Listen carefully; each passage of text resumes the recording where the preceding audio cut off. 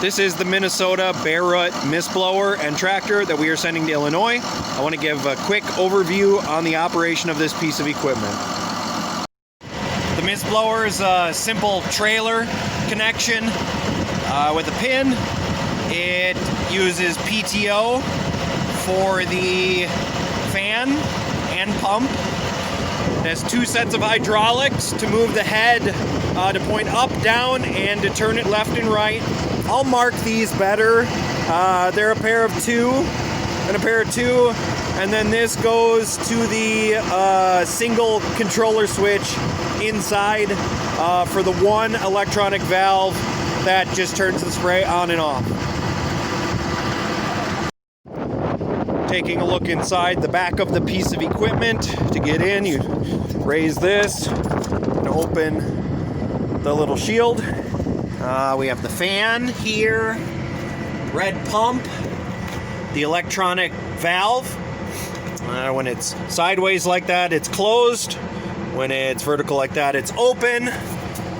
There's one main valve that comes from the tank, so you can close off or isolate the tank by itself.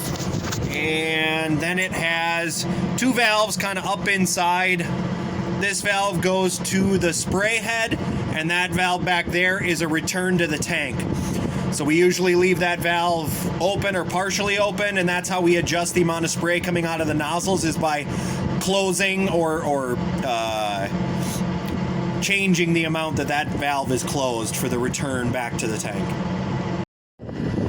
So from the electronic valve, the line goes up and under here, splits into two, and goes up to the spray head, which has left and right nozzles. They used to be individually controlled, the left or the right side, but we just put them all into one electronic valve. So it's either all on or all off. There's a bunch of cam locks on the mist blower that we use for winterizing so we don't freeze anything. There is one right on the tank to make sure we drain everything from the tank. There's a set on either side of the electronic valve, so you can take the whole valve out and bring it inside if you want to store that inside for the winter. And there's also one on the pump, so we can make sure that everything is drained. To fill, climb up the stairs, have to push down on this front tab a little bit, pop it open, oops, and we just put our fill hose right in here and fill. We have air gaps from our well source, so we don't put an air gap on here, but if you're going right from a well, you'll want to use an air gap while you're filling the sprayer.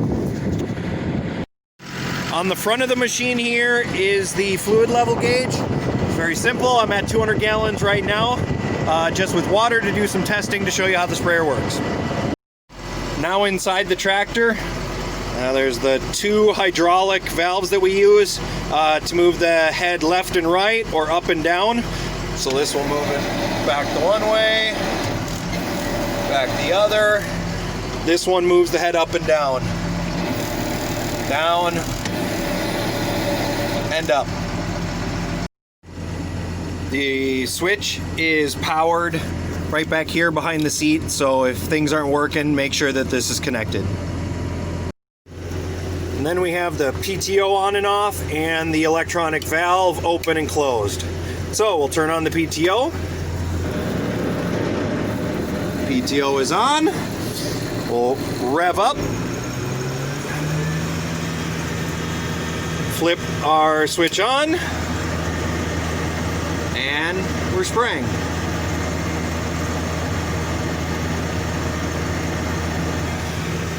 Switch off.